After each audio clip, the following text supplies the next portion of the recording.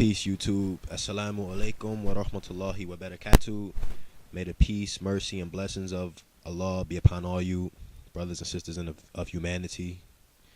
I want to hop right into this video. I've been away for a little while, about a month really, and I haven't seen any much on the feed as of something that could be kind of like informative. And I'm one that uses the World Wide Web as a source, an outlet to be informed even. And I haven't seen too much on the tubes lately from those that I have subscribed to, and from what I have seen, it was more or less hair updates and which is still cool. I don't knock it or nothing like that. However, I thought that those who are still following me, and for those who may stumble upon my page, that they might be inclined, toward understanding what it is that we are up against as a people, more or less, brothers and sisters, sons and daughters of Adam. All right, so I purchased this book, and it was a New York Times bestseller, and I had this book for about a year or two now, and I never read it. I didn't think it was interesting, even though I did purchase it. But I did crack it open a little minute ago, and I want to kind of get into some type of, some dialogue, and try to open up some forums, something that people may be able to read and piggyback off of, and maybe even make video responses, or even add in, what they may be feeling, or what they might observe and see as well. So the name of this book is called The Covenant with Black America, and the introduction has been made or introduced by Tavis Smiley. I purchased this book from Amazon.com. Yeah, see if you get a good view of that. I purchased this book from Amazon.com, like I said, about a year or two ago, and I never really read it, And another book that came along with this series was called Brainwashed, and that was an interesting read, but I'll talk about that on another note. But if you decide to look it up, I think the guy's name is like Tom Burrell or something like that, but look up Brainwashed. It's a black covered book with a picture of like a dark-skinned black child who seems to be like lost and abandoned in a sense, just a face shot though. So anyway, I want to get into it. This first covenant, speaks upon the facts on healthcare. And then I'm going to read about a page or two into it. I'm not going to get too much in depth with it, but I want y'all guys to be informed, because a lot of guys here on the YouTube that I've witnessed, speaks upon such things as an inferior, superior, complex, of, this being better, us being a higher stature. And however, Islam eradicates these things and says that the only thing that separates and who is better than the next is one who fears God the most. So it's about your piety as opposed to anything else that might boil down or trickle from DNAs and genetics and stuff like that. Even though, in the society we could see that like us black men can be masculine and so on such, and women with figures and full lips and all this other, However, these things also have been exploited, and these things also become null and void if you don't have no God-fearing awareness or consciousness. So keep in mind. So I'm going to read off. It says the fact on healthcare. Infant mortality. Black infants are nearly 2.5 times more likely than white infants to die before the first birthday. Okay. Disease-related risk factors. More than 1 out of every 3 black people are plagued by hypertension. This is the highest rate in the world. Hypertension can damage kidneys and lead to stroke, heart failure, and heart attack when it is not treated. White adults are more likely to receive treatment than African Americans for hypertension complications, even though African Americans are affected at higher rates. Of all men ages 20 and older, 36.4% of African Americans have high blood pressure, compared to 25.6% of white men. Nearly 70% of black adults between the age of 20 and 74 are overweight. More than half of all black women are overweight. Prevalence of disease. Black women are close to 80% more likely to die of a stroke than white women, and 30% more likely to die of a heart attack. More than 2.2 million African Americans have diabetes. African Americans with diabetes have a 27% higher death rate than whites with the disease.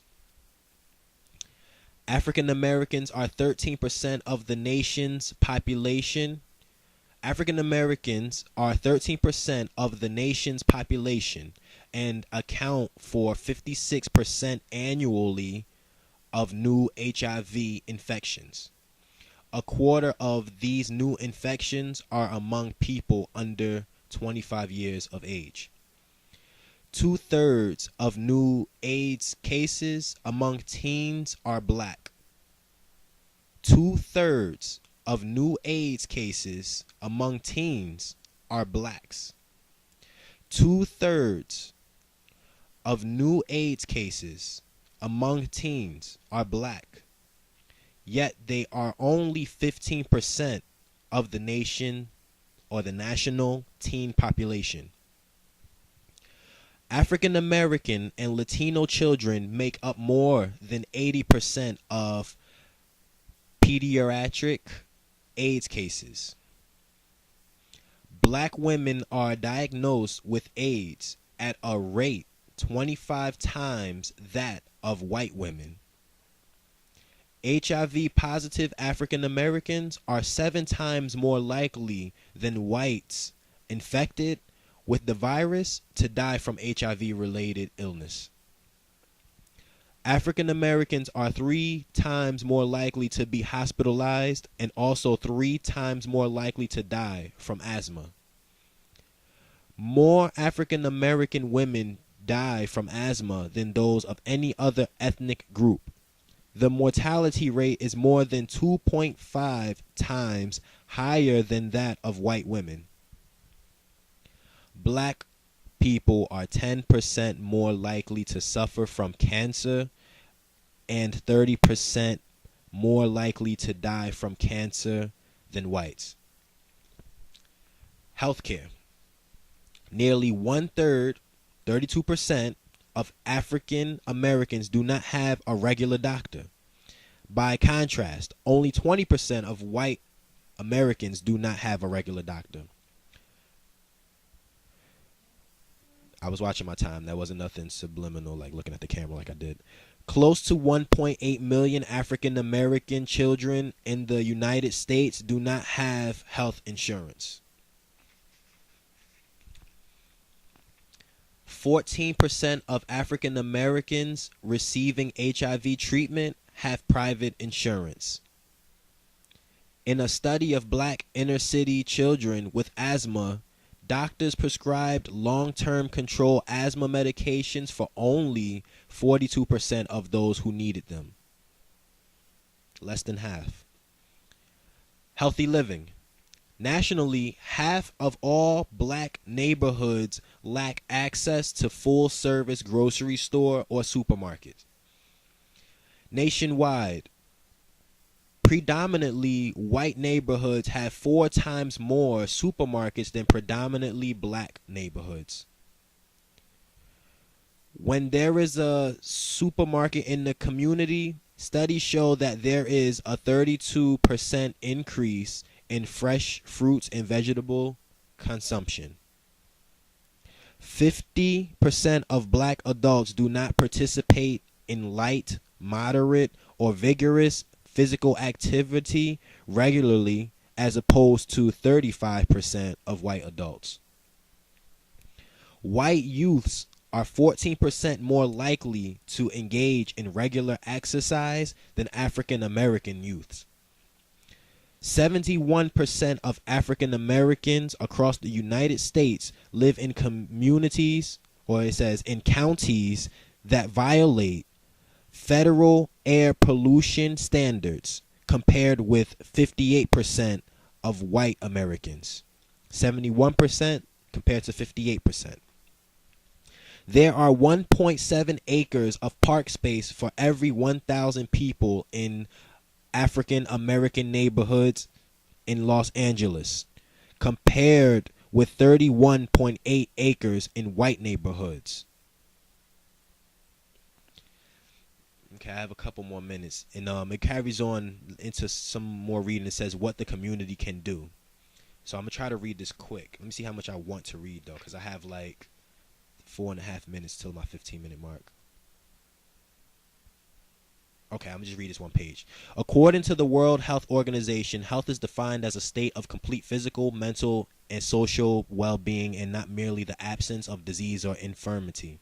The Webster 2 New College Dictionary defines health as a condition of optimal well-being. In other words, health is more than not being sick. Health is a state where individuals are performing at their best in both mind and body. A common approach to health emphasizes the individual's role in his own health status. People get sick because they are not taking care of themselves. This perspective puts the responsibility of health entirely on the individual and fails to consider how the community in which people live has an impact, positive or negative, on health.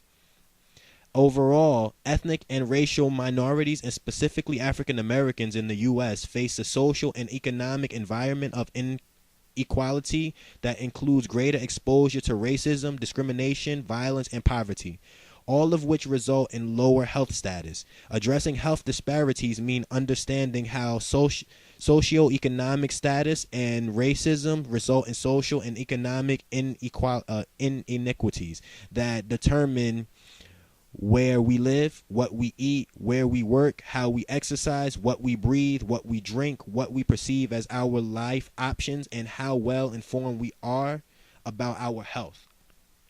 By working together, we are capable of bringing about positive change and building health, strong, vibrant, and inclusive communities. To strengthen the ability of community members to have input on healthy living decisions affecting them. To increase advocacy, skill building, and to actively engage the African American community in its well-being. We must strengthen existing communities, coalitions, develop strategic collaborations, and demand the integration of community concerns and input into our policy decision-making processes. So I'm going to carry on with some more of this book because I find it interesting and it's very informative to me. And each one teach one, so I figure I will share that with those that are here on the tube.